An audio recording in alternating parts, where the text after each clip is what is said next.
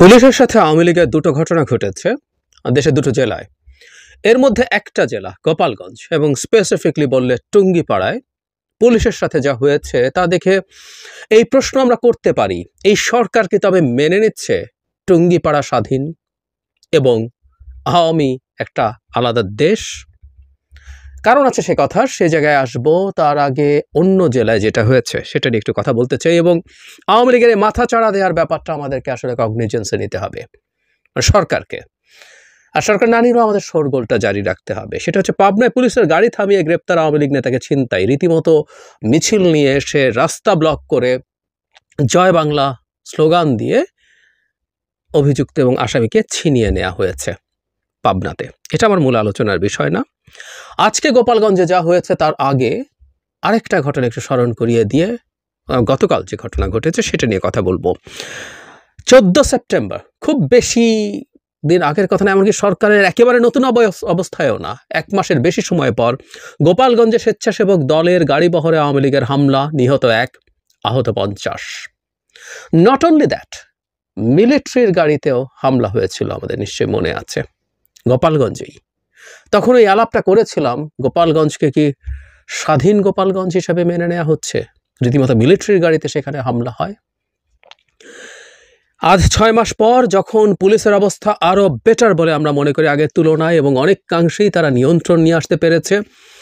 Not only that, সেনাবাহিনী মাঠে আছে তাদের ম্যাজিস্ট্রেসি পাওয়ার নিয়ে। এই আলাপ অবশ্য কেউ করছেন, মাঠে ম্যাজিস্ট্রেসি পাওয়ার নিয়ে সেনাবাহিনী থাকার পরও তারা অপরাধ সেই অর্থে ভালো নিয়ন্ত্রণ করতে পারছেন না। সে আলোচনার আজকে জায়গা না, কিন্তু আমরা গোপালগঞ্জ নিয়ে একটু কথা বলতে চাই। এবং আমার আরেকটা সন্দেহ আছে গোপালগঞ্জ নিয়ে, অনুমান আছে, কেউ কেউ আমরা আশপাশে বলা বলিও করি, সেটাও আসবে এবং সরকারকে খুব সতর্ক হতে হবে গোপালগঞ্জ নিয়ে বলে আমি বিশ্বাস করি। প্রথম আলো হেডলাইন হচ্ছে টুঙ্গিপাড়ায় আওয়ামী লীগের লিফলেট বিতরণে বাধা দেওয়ায় পুলিশের সঙ্গে সংঘর্ষ, গাড়ি ভাঙচুর। গোপালগঞ্জের টুঙ্গিপাড়া উপজেলায় আওয়ামী লীগের লিফলেট বিতরণের সময় এক কর্মীকে আটকের জের ধরে পুলিশের সঙ্গে দলীয় নেতাকর্মীদের সংঘর্ষের ঘটনা ঘটেছে। রোববার সন্ধ্যার পর টুঙ্গিপাড়া উপজেলার খান সাহেব শেখ মোশাররফ হোসেন স্কুল অ্যান্ড কলেজের সামনে এই ঘটনায় 5 পুলিশ সদস্য সহ 8 জন আহত হয়েছে। পুলিশের গাড়িও ভাঙচুর করা হয়েছে। পাল্টাপাল্টি ধাওয়া চলাকালে আওয়ামী লীগের নেতাকর্মীরা জয় বাংলা স্লোগান দিয়ে এক পুলিশ সদস্যকে ঘেরাও করে রাখেন। খবর পেয়ে ইউএনও ওখানে গিয়ে শান্ত করে পুলিশ সদস্যকে ছাড়িয়ে নিয়ে আসেন। পুলিশ ও স্থানীয় সূত্রে জানা গেছে, রোববার সন্ধ্যার পর টুঙ্গিপাড়া গ্রামের সাফায়াত নামে আওয়ামী লীগের এক কর্মী লিফলেট বিতরণ করছিলেন। খবর পেয়ে টুঙ্গিপাড়া থানার পুলিশ এসে সাফায়াতকে আটক করে। তখন অন্য কর্মীরা এসে সাফায়াতকে ছিনিয়ে নেন এবং পুলিশের উদ্দেশ্যে ভুয়া ভুয়া স্লোগান দিতে থাকেন। এক পর্যায়ে দুই পক্ষের মধ্যে পাল্টাপাল্টি ধাওয়া শুরু হয়। পুলিশের গাড়ির ভাঙচুরের ঘটনা ঘটে, 5 জন সদস্য সহ 8 জন আহত হয়। ওসির বক্তব্য আছে এখানে। তারপরে গাড়িতে ইটপাটকেল গাড়ি ভাঙচুর করে আটকে রাখা হয়। খবর পেয়ে তারপর যে ছাড়িয়ে আনা হয় সেই তথ্যটা আছে। একটা কথা আগে বলে রাখা ভালো, আমি আগেই বলেছিলাম আমরা কিন্তু সামনে একটা সংকট, এটা একটু অফ টপিক, তারপর একটু যোগ করে রাখা দরকার। সামনে আওয়ামী লীগের কর্মসূচি নিয়ে আমরা কি করব, কিভাবে সেটা ট্যাকল করবো, কিভাবে সেটা হ্যান্ডেল করব, এটা নিয়ে সরকার নিশ্চিতভাবে একটা সমস্যায় পড়তে যাচ্ছে।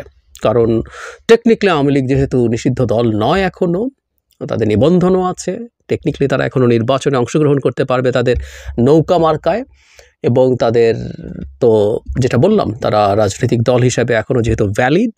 আমরা নানান কথা মুখে বলছি, কিন্তু সেটা আসলে আইনের মতো করে আইন দিয়ে সেটাকে প্রতিষ্ঠিত করা যাবে না। সরকারকে খুব দ্রুত একটা আইনি পথ বের করতে হবে। আওয়ামী লীগের কর্মসূচির ব্যাপারে তারা কি করবে, কোনো ব্যবস্থা নেওয়া বা বাধা দেওয়ার যদি চিন্তা করে থাকে সেটারও আইনি ব্যবস্থার ভিত্তিতেই সেটা করতে হবে। যাই হোক, সেটা করলো এবং এরপর তারা হামলা করলো, পুলিশের গাড়ি ভাঙচুর করলো, পুলিশ সদস্যকে আটকে রাখলো। এতগুলো ঘটনা তারা ঘটিয়েছে। তাদের সাহস 6 মাস পরেও খুব ইনট্যাক্ট রয়ে গেছে। অথচ কথা ছিল এই গোপালগঞ্জকে টার্গেট করেই সরকারের স্পেশাল অভিযান পরিচালিত হবে, খুব জরুরি ছিল। কিন্তু পুলিশ, আমার মনে আছে যে শেখ হাসিনার পতনের পর কিছুদিনের মধ্যে যখন সামরিক বাহিনীর উপরে হামলা হয়েছিল তখন কিছুটা পদক্ষেপ নেওয়া হয়েছিল, কিন্তু আমি মনে করি সেটা এখন আর ঠিকঠাক মতো চলছে না। এই জেলাটার মধ্যে এখনও এই আওয়ামী লীগের লোকজন এতটা হ্যাডাম দেখাচ্ছে, তাদের সাহসের ন্যূনতম কোনো ঘাটতি দেখা যাচ্ছে না। যে কথাটা বলছিলাম যে এরকম একটা ধারণা অনেকেই করেন, আমিও সেটা বিশ্বাস করি। সেটা হচ্ছে গোপালগঞ্জে আওয়ামী লীগের বিভিন্ন পর্যায়ের বহু নেতাকর্মী ওখানে লুকিয়ে আছেন। বাংলাদেশের মধ্যে আরেক বাংলাদেশ, স্বাধীন আওয়ামী বাংলাদেশ। ফলে যদি সেটা হয়ে থাকে, এটা খুবই যৌক্তিক যে বহু জায়গা থেকে পালিয়ে মধ্য এবং নিম্ন পর্যায়ের যারা দেশ থেকে ভাগতে পারেনি তারা আসলে ওখানে আছে। এবং আওয়ামী লীগের সবচেয়ে নিচু পর্যায়েরও যে নেতা বা কর্মীটা আছে, সে একটা আপাদমস্তক ক্রিমিনাল। চাঁদাবাজি, টেন্ডারবাজি, ছিনতাই, সব যা যা করা থেকে শুরু করে মানুষকে পেটানো, মামলা করা, হয়রানি, ধর্ষণ, সব কিছুর সাথে কোনো না কোনো একটার সাথে এরা প্রায় শতভাগ জড়িত। সুতরাং বিভিন্ন মামলার আসামি খোঁজাতেও গোপালগঞ্জ যাওয়া একেবারেই উচিত। ব্লক রেডের কথা শুনি, একেবারে ব্লক রেড করে খুব ভালো মতো সেখানে ব্যবস্থা করা, গোয়েন্দা সংস্থাগুলো পাঠানো, তথ্য নেওয়া, স্পেশাল একটা দৃষ্টি গোপালগঞ্জকে কেন্দ্র করে দেয়া দরকার। আমি খুব সিরিয়াসলি এটা করা উচিত বলে মনে করি। কিন্তু না, আমরা দেখছি সেটা হচ্ছে না এবং তাদের স্পর্ধা বাড়তে বাড়তে তারা এখন পুলিশের ওপরে হামলা করছে, পুলিশ সদস্যকে আটকে রাখছে, ঘিরে রাখছে। একটা কথা আমাদের একটু মনে রাখা দরকার, এটা খুব জরুরি বলে আমি মনে করি। সেটা হচ্ছে আওয়ামী লীগকে আমরা যতটাই দুর্বলতা সবলতা দেখানো মানে এই বলছি না আমরা আওয়ামী লীগকে ধরতে হবে, পেটাতে হবে, মারতে হবে, হত্যা করতে হবে। এই হত্যার কথা তারা বহুবার অনুমান করেছিল যে তাদের পতন হলে কয়েক লক্ষ মানুষকে হত্যা করা হবে। এই দেশের মানুষ ইনসাফের প্রমাণ দিয়েছে, সত্যিকার অর্থে দিয়েছে। তারা নিজ হাতে খুব অল্প আওয়ামী লীগের ওপরেই হামলা করেছে। একটাও হওয়া উচিত হয়নি, কিন্তু খুব অল্প ছিল সেটা, যেটা আমাদের অনেককেই অবাক করেছে। দুর্দান্ত একটা ইতিহাস হয়ে থাকবে এটা। কিন্তু ইনসাফ মানে এটাও না পেটানো শুধু না, ইনসাফ মানে এটাও প্রত্যেককে তার প্রাপ্য শাস্তি, মানে তার কৃত অপরাধের জন্য প্রাপ্য শাস্তি নিশ্চিত করা। আওয়ামী লীগ গত 15 বছরে বাংলাদেশে যা করেছে সেইটা বিচার যদি আমরা মোটা দাগে করতে না পারি, সবার পুঙ্খানুপুঙ্খ খুঁটিনাটি বিচার করা কঠিন, কিন্তু মোটা দাগে যদি আমরা বিচার নিশ্চিত করতে না পারি, তাহলে আসলে আমরা এই রাষ্ট্রের ভবিষ্যৎ ন্যায় বিচারের পক্ষে যাবে, ইনসাফের পথে যাবে, সেটা বিশ্বাস করা খুব কঠিন হবে।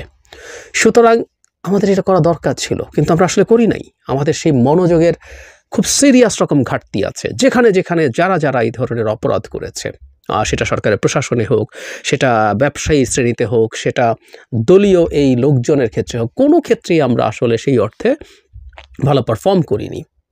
অন্তত গোপালগঞ্জের মতো জায়গাতে সেটা আমাদের জন্য খুবই জরুরি ছিল, কিন্তু সেটা আমাদের পক্ষে, আমাদের দিক থেকে করা হয়ে ওঠেনি। একটা কথা খুব বলা হয়, শেখ হাসিনার সময় গোপালগঞ্জে টাকা উঠত এবং ওজন করে টাকা দিত লোকজনকে না গুনে। আমি শুনেছি কয়েকজনের কাছ থেকে যারা ওখান থেকে ফিরে এসছেন।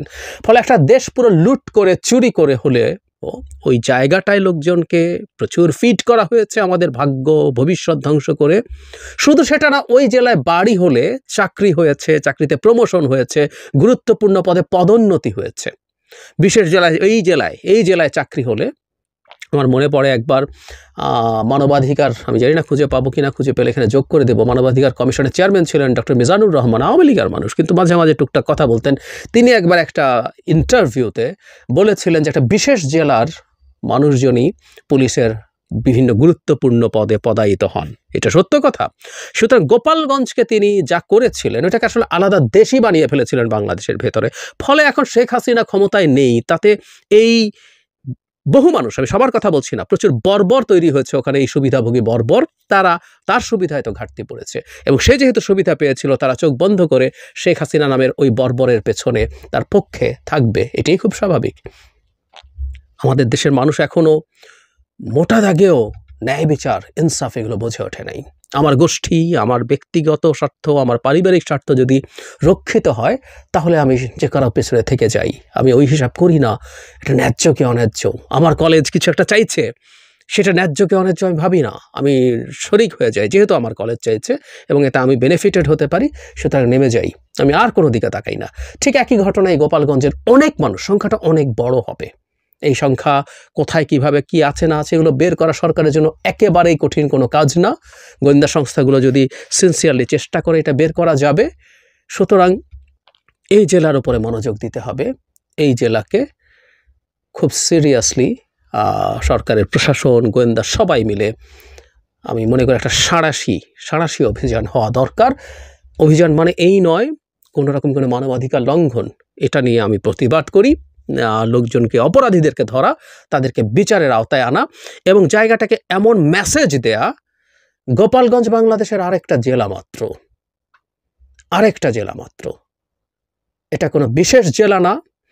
এই জেলা কোনো এক সময় হয়তো গর্ব করতে এটা শেখ মুজিবুর রহমানের বাড়ি। স্বাধীনতার আগে এই মানুষটা নানান ভালো মন্দ মিলিয়ে মানুষের শ্রদ্ধার মানুষ ছিলেন। স্বাধীনতার পর থেকে উনি ঘৃণিত মানুষ হয়েছেন এবং তার কন্যা এরপর যা করেছেন, এই জেলাকে এখন এই পরিচয়টা লুকানোর পরিস্থিতিও করতে হতে পারে।